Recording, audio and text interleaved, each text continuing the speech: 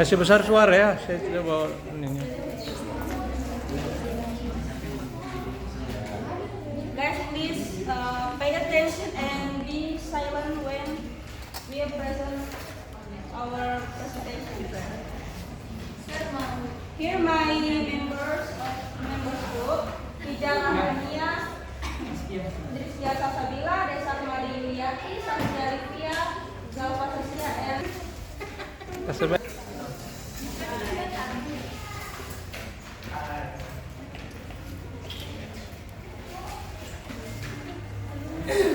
edition, the importance, types of cybersecurity, the trees, ways to improve the cybersecurity. The definition, I'm gonna explain about this definition.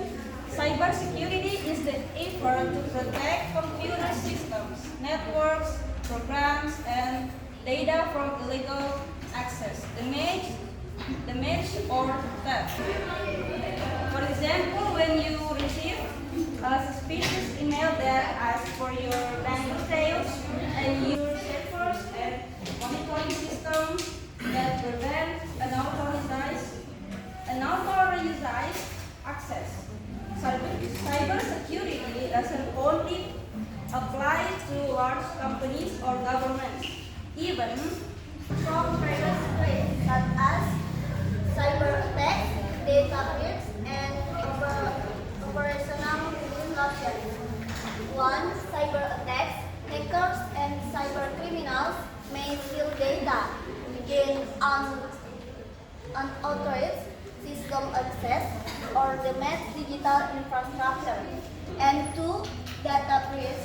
Personal or confidential company data can fall into the wrong hands, leading to financial loss and demise to public in financial loss and service disruption.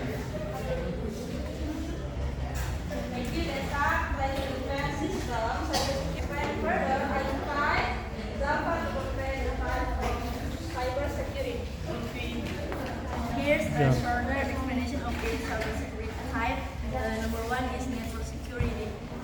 Protect a network from unauthorized access and attacks using firewalls, VPNs, and intrusion detection system, critical for protecting infrastructure in public. And number two is data security. Protects data from theft and immunity, encryption, access control, and backups, essential for maintaining public trust and economic stability in public. And number three is application security. Protect software application from vulnerabilities and attack through secure coding and security testing, crucial for security online and banking service. System steal data or take control of devices. The second is phishing, attacks that use fake emails or websites to steal personal information such as password and credit card data. And the third is ransomware, malware that looks access to data and demands ransom to unlock it. The fourth is DDoS, distributed denial of service, an attack designed to cripple a server or website by overwhelming it with requests. Thank you, Satriana. A mix of letters, numbers, and special characters. Avoid using the same password across multiple accounts to minimize the risk if one account is compromised. And the second one is enable two-factor authentication or 2FA for important accounts. So it means we need to add an extra layer of security to our most important accounts, such as email and banking and social media. We enable Speak louder, please. Security and intercultural communication. The first one is communication challenge. Cultural differences can lead to misunderstandings in communication, especially in the context of cybersecurity. For example, data privacy rules and internet usage ethics may vary across cultures. The second one is transnational threats. Cyber attacks can originate from various countries and cultures. That means making cybersecurity a global issue. It is important to understand the motivation and strategies behind cyber attacks from different cultures. And the last one is international cooperation to address traditional crimes. To end this session, we will look at the real example of how culture influence cybersecurity practice, namely the use of VPNs in China. To discuss this, I invite Rizkia Salsabila to present her case study. Okay, thank you for moderator. So here I am. I will give you example of cybersecurity case influenced by cultural VPN uses in China. So, in China, using a VPN or virtual private network to access websites blocked by the government is considered a violation of the law. This is different from Western countries, where using a VPN is generally seen as a way to protect online privacy and security. This difference highlights how cultural norms and values can influence how people use technology and how they respond to efforts to restrict internet access. So, thank you. I leave you guys to Now I open the Q&A session, but for information guys, after you raise your hand and ask a question, please send your question on our group. Speak louder, eh? Speak loudly.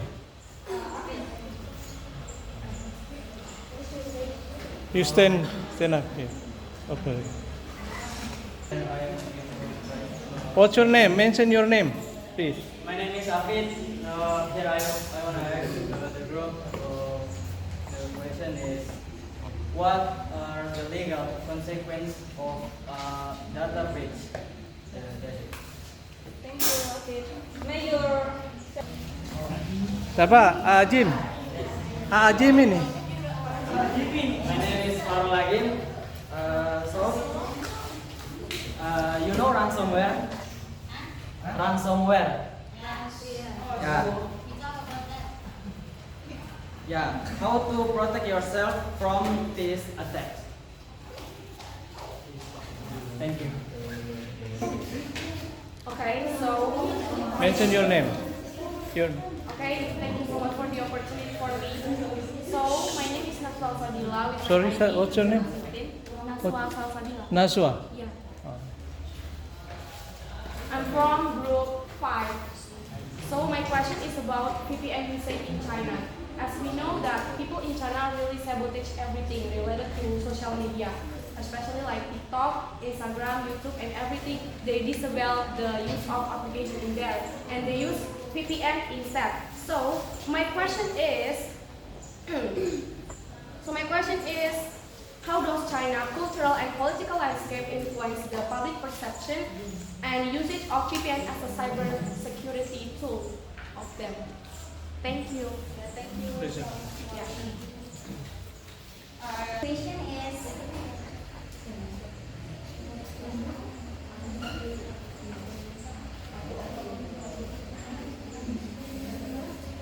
okay, so your question is what is ransomware, right? I think you don't pay attention on our presentation because we talked about this before. This is very jelas ya, jelas banget di sini dijelaskan apa itu ransomware, malware that blocks access to data and demands ransom to unlock it. And you asked about how to protect. We have talked about this again. So you may have to pay attention when someone talk in front of you. Okay? So how to improve cybersecurity? please pay attention. So you guys Use can- strong and unique password, and very important to back up that data. So if we have important data, so we have to back up. If because for example, we forgot about our password, IG password, but we have email, right? We can reset our password by sending to our email. So I think that was very clearly explained from Saskia Olivia. Okay, maybe this that because we talk about that before. Did you get the answer again? Yes.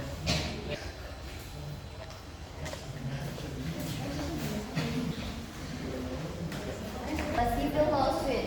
So the individual whose data was breached may sue the organization for negligence claiming the organization failed to implement adequate security measures to protect their data. Second is regulatory fines. Depending on the type of data breach and the jurisdiction, organization may face fines from regulatory bodies like the Federal Trade Commission or FTC or the Office of the Australian Information.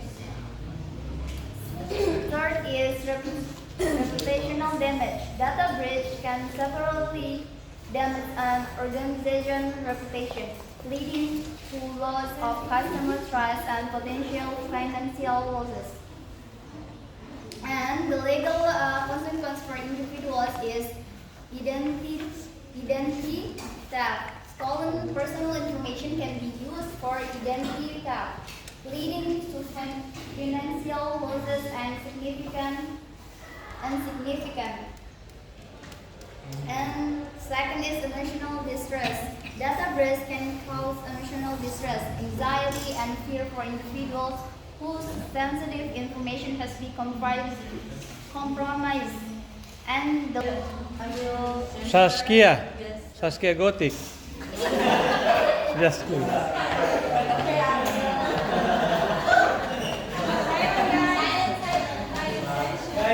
Okay, I will answer next one question. So the question is, how does China's cultural and political landscape influence the public perception and usage of VPN as a cyber security tool? Okay, so in China, the government strictly controls the internet access and bans many foreign websites. So VPN are mainly seen as tools to bypass censorship. Because of government restriction and fear of punishment, many people are cautious or avoid for using VPN. So culturally, there is also a strong focus on following rules and trusting local systems. So VPNs are not widely viewed as a normal cybersecurity tool, but more as a risk or secretive. Okay, that's all from me.